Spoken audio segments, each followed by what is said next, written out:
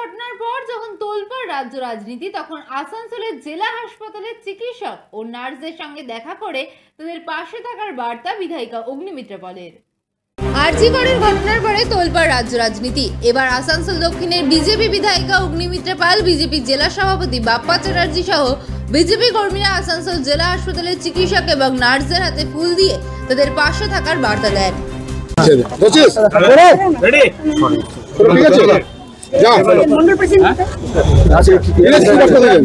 আজকে আমাদের ডিস্ট্রিক্ট হাসপাতালে এখানে এসেছি, আসানসোল আমার বিধানসভায় যে ডিস্ট্রিক্ট হাসপাতাল, এখানে এসেছি একটি কারণেই যে আমরা শুনলাম এক দুদিন আগে এখানকার ডাক্তার এবং নার্সরা আমাদের সিপিকে, কমিশনার অফ পুলিশকে কিছু কমপ্লেন জানিয়েছেন।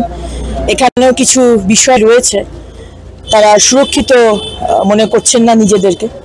এবং আরজি করের ঘটনাটা ঘটার পর আমরা কি বলবো, শিহরিত।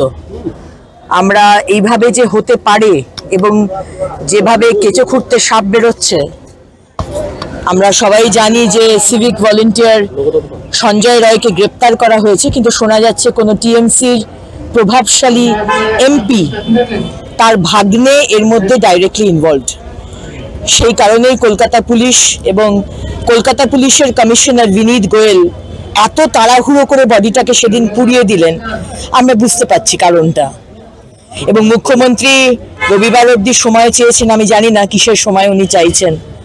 কামদুনির মেয়েটি এখনো অবধি বিচার পায়নি। রামনবমীর মিছিল করতে গেলে অত্যাচারিত হতে হয়, খুন হতে হয়, তাও সিবিআই তদন্ত চলছে। দাড়িভিট রাজেশ তাপস খুন হলো, সেটাও সিবিআই তদন্ত চলছে। শুধু সিবিআই ছাড়া গতি নেই, সিবিআই তদন্তই চাই। এবং মুখ্যমন্ত্রীর ওপর আমাদের ভরসা নেই, পুলিশ প্রশাসনের ওপর ভরসা নেই।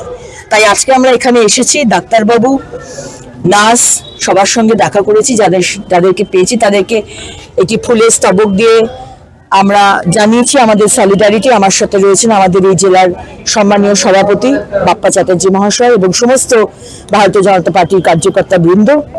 আমরা মানুষের পাশে আছি, ভারতীয় জনতা পার্টি মানুষের পাশে আছে। আরজি করের ঘটনা আজ যেন তার রিপিটেশন না হয়, আজ যেন এই ঘটনা না হয়, শুধু কলকাতায় নয়, পশ্চিমবঙ্গের যে কোনো জায়গায়। এবং আমরা ডাক্তার নার্স সবার পাশে আছি, এটাই বলার জন্য আজকে এখানে এসেছি।